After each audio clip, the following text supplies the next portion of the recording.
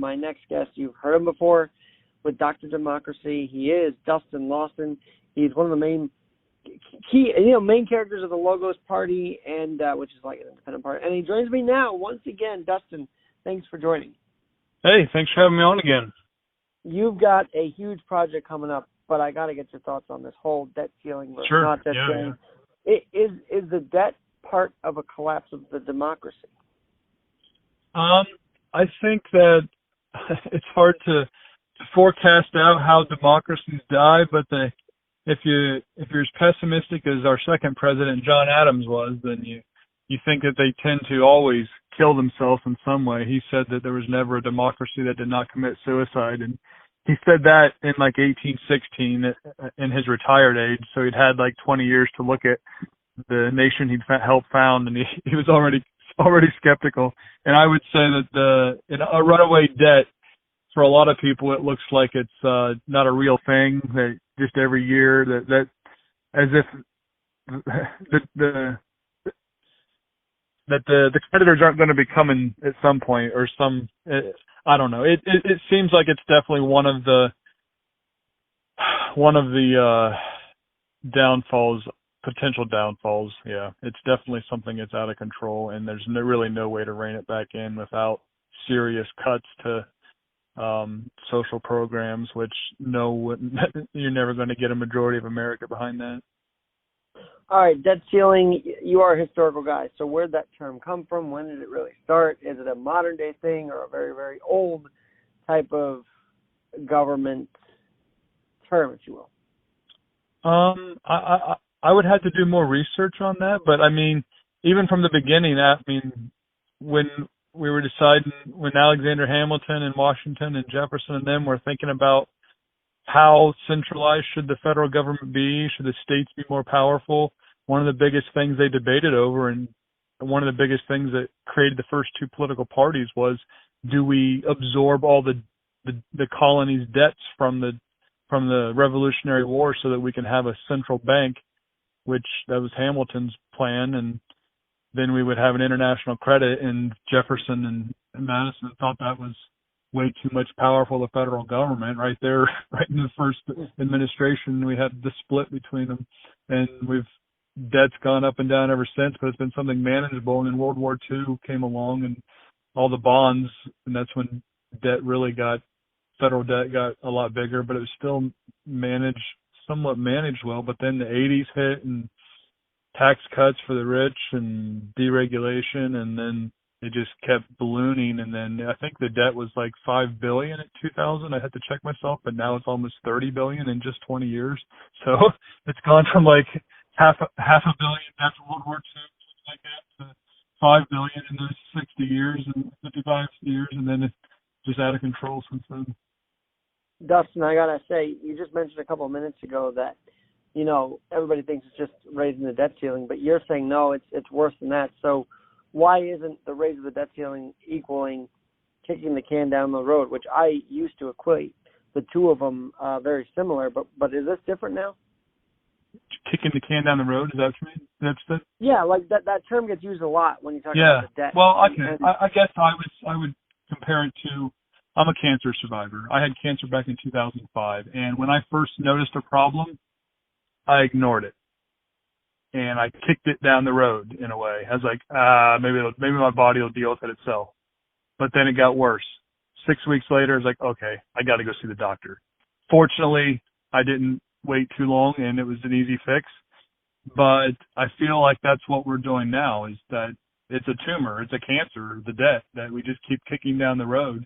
Kind of like, probably, I guess many would say, environmental regulation and climate change as well. We just keep kicking it down the road because we're so short-term focused, because congressmen have to get elected every 2 years, senators every 6 years, and it's hard for, I'm not giving them it out, but I'm saying, to be that long-term focused, it's almost like you just kick it down the road, get reelected, and you never actually deal with a long-term issue, and they just propound, and the tumor grows bigger.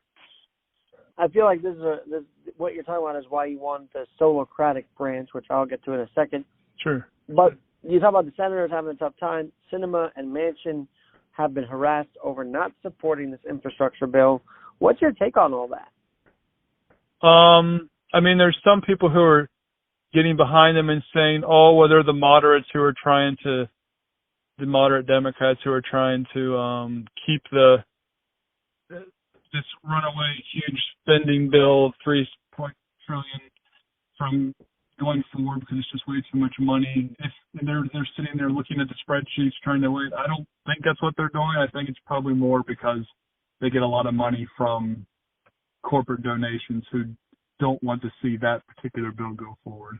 I wish they were more, I could give them the more honorable motive, but I don't think it's probably the case.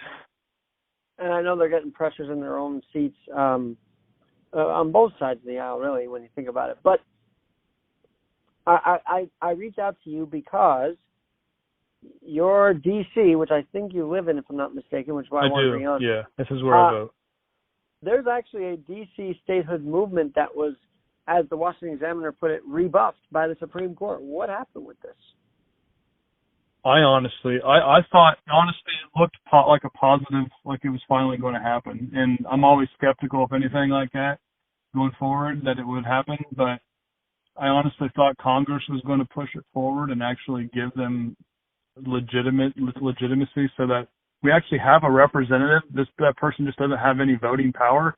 It's kind of just a stand-in to, I don't know, superficial almost, but and it almost happened. But honestly, I don't know what I'd had to read what their rebuttal was, the Supreme Court, for why they didn't see it as being a valid state. I mean, it seems like my license plate says no taxation without representation, and that's what almost all the DC license plates say.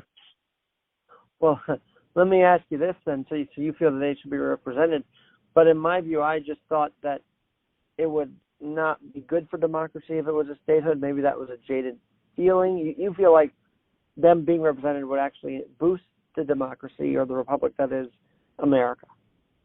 Sure. Well, the DC's got a population of 500,000 or so, and that's actually, I think that's the number that for to have a representative that constitutionally, that for every, I mean, I'm sure it changes. They can change it from decade to decade, but like if your population is this, then you get a representative. I mean, and there's states that have less people in them than DC itself, and they have 2 senators and congressmen. And I know it seems like, oh, that's the seat of power. So, but it is just one congressman that we would get. It doesn't seem there would be other things symbolically that would go along with giving statehood to it, but I don't know. It feels like, oh, well, they have all the power there. It's DC, but all the locals, all the citizens who aren't in government, they don't have as much power. Like when I voted for the president, or when I voted for the midterm, when I lived here in DC, it was funny because where I went to vote, I could see in the distance the Capitol building. But I thought my little precinct back in rural Ohio, in my little town of 300, had more power in voting there in Ohio than it did right there, even though I could see the Capitol building. Well, I want to ask you that because, as you know, the Congress has been wanting to redistrict a lot and rezone. Isn't it kind of funny they're all doing the rezoning of these other districts, yet D.C. can't get recognition? I guess there is some kind of humor to that. Right. Well, you have to have someone speaking up for you, and then you don't have representation. It's more difficult to. I mean, the redistricting of each state, I guess they have all their backing behind them too. There's not much. I guess the Republicans probably wouldn't want D.C. to be a state because it'd probably be a for sure Democratic seat every time. Right. But why was the Supreme Court involved, I guess, is my next question. I don't know. I don't even know how it got to that. I thought it would just be a congressional. It doesn't go past the Congress, but I guess someone filed a lawsuit, and then it got to go to the Supreme Court, and so they got to decide, which almost seems like maybe the court had too much. I don't know. It's subjective. Did they have too much power in that case or not? I'm not sure. If you can just file a lawsuit against a piece of legislation and get it to the Supreme Court so that they can decide on it. I don't know. It's a fine balance. I feel like D.C. is kind of representative of what you want, which is a Socratic branch, because let's face it, it is needing representation, and maybe would you say they should branch out and be Socratic themselves, DC, or what is your meaning behind it? I feel like there's some relationship between DC wanting statehood and what you're proposing in your next book. Sure. Well, okay. The book itself, Socratic, the name comes from the combination of Solon and Socratic. And Solon was in the 6th century BC, he was the state, Greece was threatening civil war, Athens specifically. And so they appointed this guy, this moderate statesman, to just kind of help revamp the Constitution to moderate the situation. And he did that, and his changes eventually led to the first democracy. And then Socratic is obviously the Socratic method, Socrates' method of teaching, where he didn't really try to teach people what to believe. So he didn't say, you should believe this politically, but he said, look, I don't know anything. Come and join me in the position of ignorance, of intellectual humility, of reason. And so I guess the first 3 branches of government are devoted to the rule of law. The executive branch enforcing the law, the legislative branch creating the laws, the judicial branch interpreting the laws. And I had the idea of a 4th branch of government that was just there to help our country be devoted to what I call the rule of reason. And I helped develop what I think reason is and how this branch would work. And basically, it has no rule of law power, so it has no power of enforcement. But like a doctor who suggests a remedy that you don't have to take, it would be there to constantly be promoting the message of just how to be more of a critical thinking culture, suggesting the remedy and hope that eventually in time we can help diffuse the partisan divide that just becomes more irrational on both sides, and just it causes irrational legislation and then irrational judicial decisions, irrational executive decisions, and it just starts pervading the culture on both sides. Did the pandemic inspire you to do this book? Because I feel like the pandemic really opened up the wounds, the divisions. It did. Between. Yeah. You read the Logos Party, so a lot of the same principles are there. But then I got so fed up with the word party and the idea of party. It's what idea could I come up with to try and promote the same ideas void of the party? And that's when I came up with an independent, neutral branch of government that could help implement these same policies. Because as soon as you attach the word party, you're going to divide the country on that word, because it's going to be it runs a greater risk of partisanship. And the pandemic definitely. I mean, mass fear kind of runs up against reason, where, okay, you're afraid of something, are you going to be calm and rational, or are you going to freak out and do ridiculous things? And in many cases, the pandemic showed us that what fear does to us, that it just takes us right back to our caveman mindset that we thought we did away with, but clearly it's still there inside of us. It's funny you say that, because Biden actually called Texas Neanderthal for the way they were approaching the pandemic. It just showed the divide. I'm reading about Solon, the 6th century BC statesman. I feel like there's some connection here to the Roman Empire too, because we saw them have all these rulings, and they had said that withdrawing from the Roman, one article I read from Zocalo Public Square was the withdrawal that the Roman Empire did from certain areas, and like we withdrew from Afghanistan, are sort of leading to the collapse of the the empire. Now, I thought you served in Afghanistan. Am I wrong on that?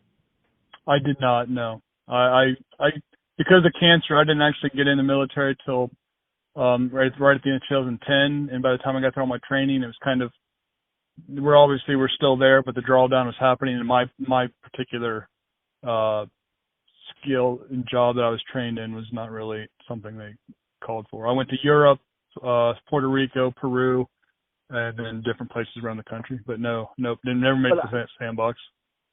So I did remember you were in the military. So from that aspect, was the withdrawal of Afghanistan another reason why we needed another branch to hold all these different moves accountable?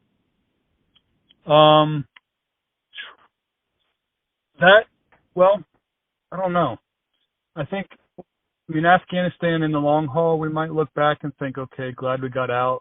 In the short term, it definitely looked crazy and unplanned and maybe it was, I don't know. But I also, as a soldier, I don't like us spread all over the world from my perspective. I feel like when I was in Kosovo, I was in uniform every day and had a gun on my hip, but it felt like I was a diplomat. And I feel like so often soldiers in uniform with guns on their hips are serving in the diplomatic role. And I like that for soldiers. I much prefer that than them actually pulling the trigger. But I feel like diplomacy would be better served if it was done by people in civilian clothes instead of soldiers spread all over the world.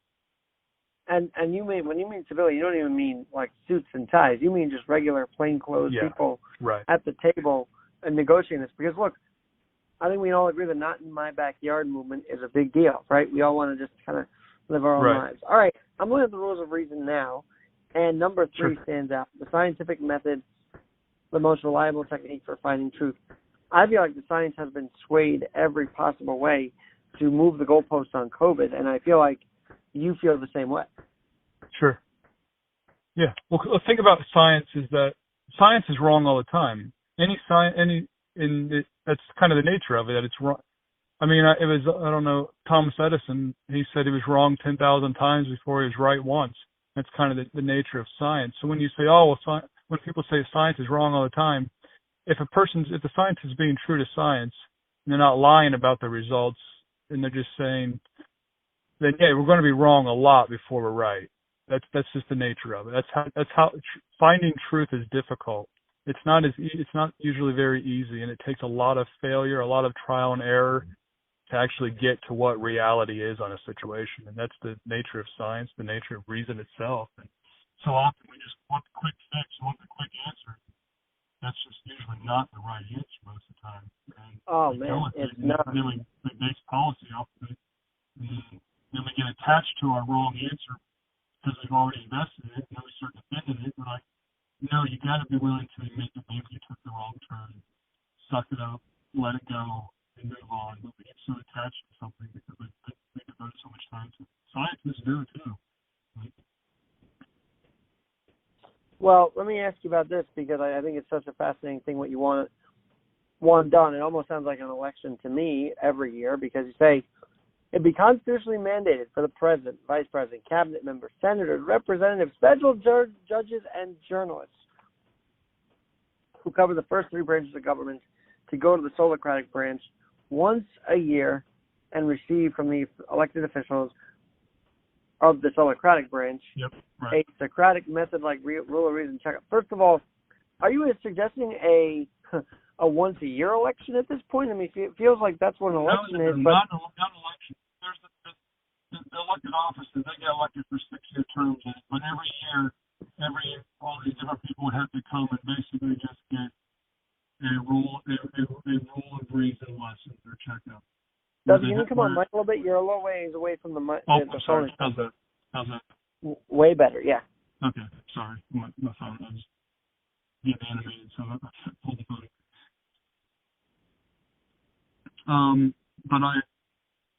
But basically, no, all these people, not just during election time, but every year would come to just get a basic fundamental lesson of what it means to be a person of reason. And these are just there's 10 rules. Those are the basics, the fundamentals that all citizens can follow. It's like going to basic training. Soldiers go to basic training, learn the basics of soldiering. Most people can make it through basic training. These are the fundamentals, and they've been there since. Another reason I chose that name is because they've been there since the ancient Greeks. They're the ones who first formulated what reason is, and it hasn't changed in 2,500 years. So we don't have to. So reason's not new. It just has to be constantly renewed, generation to generation, century to century, because partisan dogma just has a way in a cellular level of just coming back again and again. And I mean, Washington said in his farewell address in 1797 that it's essential that the public opinion is enlightened. If not, it's not. Then democracy, the republic can't survive, and tyranny will reign. No, it can't, and that's what we're worried about. Okay, Dustin Lawson, you always come at this with this whole reason, common sense ideas, and I feel like that would never work as a politician. So, through your writing, how do you hope to inspire average, everyday people to make this branch? I mean, I don't know if you're expecting an actual branch, but there's like a metaphor here. So get into the metaphor a little bit. I would say a lot of things start as a metaphor and become reality. This is a metaphor of what I mostly of when I start marketing as. Do I think it's real? It could be realistic, but it's more of everyone needs to write the laws of reason on their own heart kind of thing. And so how do you feel like, how does the reaction go? Do you feel like a lot of people resonate with this, or do they sort of, what's been your interaction as you send all these out? Sure. Okay. I think that the country's not as divided as we think. It's just the parts that are divided speak very, very loud. 40% of the country is independents, which is the second biggest, which is the biggest political group. Second is like Democrats at 31%, Republicans at like 26 or 27%. So 40% of the country already doesn't like, I'm speaking generally, don't like the partisanship. And I would say 70% of the country overall is probably more inclined to want to see find common ground with each other, but it's the voices that speak the loudest that are the partisan voices. So it makes it really look like we're far more divided than we are because they're speaking the loudest. And if you get another voice in there and create a symbol, because symbols are so important. I think in the book On Tyranny, the author said that citizens need to be very careful about what symbolizes their country, because the fate of nations often rests on what they allow to symbolize them. And right now, in many regards, we're symbolized by a two-party, extremely partisan, tribalistic nature. And I don't know, the Socratic branch is just it's a metaphor, yes, but it's a symbol that of intellectual humility that I think we greatly lack in our public discourse. That I think it would resonate well with a lot of with the majority of Americans. And again, it's like the basic fundamentals of reason. It's not like it's something beyond. You know, I say in the book, like, look at Thomas Jefferson and Benjamin Franklin. For me, they're an intelligence that's far beyond my capability, but their intelligence was unleashed by them being so good at following the fundamentals of reason that we all can follow. Say that one more time. I love that line. Yeah. Benjamin Franklin, Thomas Jefferson, like, when I look at them, their intelligence it's something that it's too high for me to emulate. They're geniuses. But their greatness, their intellect, was unleashed by them being so good at following the fundamentals of reason, which is something that we all can follow. And when you ask, it's like, okay, for a more modern, when you ask Michael Jordan, why are you so good? Is it because you can jump so high? Is it because you are so fast, so quick? And he's like, I always go back because I mastered the fundamentals that you learn when you're 8 years old. I'm so good at the fundamentals that they amplify my natural ability. And it's kind of that always resonated with me as well. I can't jump high, but I can always learn the fundamentals of basketball. It's the same way with reason. You can learn the fundamentals of reason. I love what you just said, amplifying our best abilities, and I don't even think this fourth estate known as the press is doing that either. So how do we hold them accountable? Say it again. Ask that again. Well, you just said to amplify our best abilities and amplify. I would say that's a metaphor for amplifying all of America, right? So sure. You mentioned the press, and I feel like the press doesn't amplify the good of America, the abilities of America. Yep. And you implicate them here. So how do we hold them accountable? Yeah. Well, the same. Okay. When the founding fathers created the government, they created the three branches of government for the rule of law. But they also knew very well that the country had to be under the rule of reason. But they didn't create a branch for that. That went to the unofficial fourth branch, which is the free press. The free press is supposed to be that unofficial branch of government that keeps us attached to reality, fact-based and reason-based. And propaganda has always been there.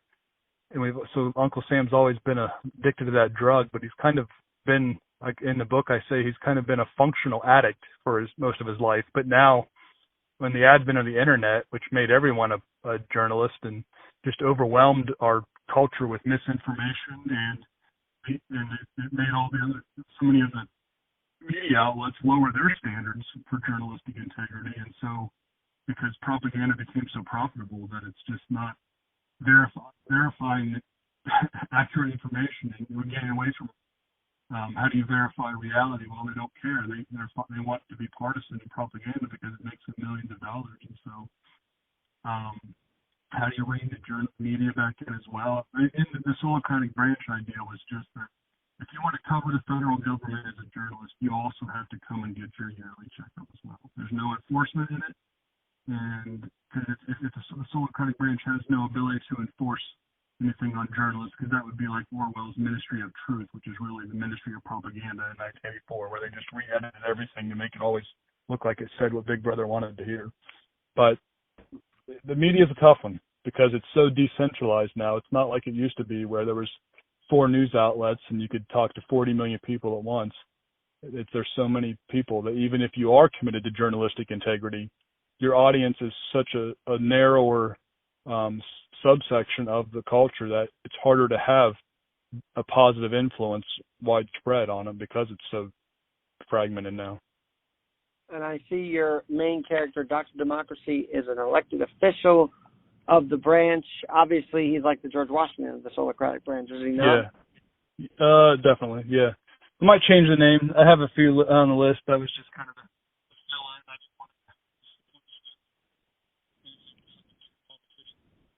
Oh, Dustin, you're a little way away from the mic there. There you go. Oh, sorry. But yeah, George Washington was like, at the end of his term, he was so frustrated with that 2 parties had already arisen and they came from within his own cabinet. Because it might have been an unrealistic dream, and he might have even known that to want a government without parties, and I think it was probably unrealistic. But he still felt the need that the party. He said the party spirit's within our nature, so it's probably unrealistic to not have parties. But the fury of party spirit, what he said. He's like, that's what we need to keep tamed, because the fury of party spirit. And then he just went on a long list of what it causes, which it sounds like he wrote it yesterday, but he wrote it in 1796 with obviously the help of Hamilton. And he's like, it causes insurrections, it causes us to foment jealousies and to create false enemies, and it creates an open door for foreign influence. And it was just like, geez, man, did you write this in 2020 or this is 1796?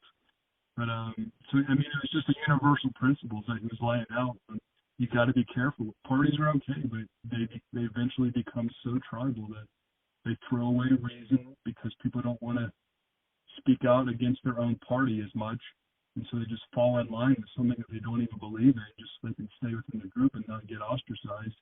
And that's how you gradually lose touch with reality and start falling for propaganda and myths, and start creating legislation based off of these myths, and eventually you're no longer trying to fix problems in reality. You're just trying to come up with how do you fight the fake enemies that you keep creating. Well, one last note on this before we head out for the day. The idea is eventually every citizen receives a rule of reason exam before voting. I think that's what your main drive home, point that you want to drive home is, right? Yeah. No, definitely. A lot of things often start backwards, or the other way, and they start like on a state level. And many states accept something before the federal government accepts it. But within this, I kept it simple and said it's sort of on the federal level, and maybe it seeps down to the local level. I personally, this might be too far for many people. I think we ought to have to take like a basic civics test before every time we get to vote, just to show that we value education enough to be able to learn the basics of particular historical things or in current events and things, just to help symbolize. It'd be an easy test. You can have the answers beforehand to learn them, but just as a symbol of the necessity of education and to have an informed vote. Because, as Washington said, I already said earlier, it is essential that the public opinion is enlightened, or else the republic's just going to gradually fall apart. It's about giving a damn, and I think that's what your whole point is. And with reason, give a damn mindfully, right? So give a damn, be passionate, but let reason hold the reins of the passion. Ben Franklin said that. Oh, I love it. Way to end that segment here. I will talk to you very soon. Once again, we got to continue this conversation. So when it does get published, let me know, and we'll have you back on, Dustin Lawson. Yeah, definitely. I'm Alex Garrett. We're always adapting. We're always trying to be reasonable here. And Dustin Lawson sits right in. So thanks again. And I'm Alex Garrett. We'll talk to you very, very soon on Alex Garrett Podcasting.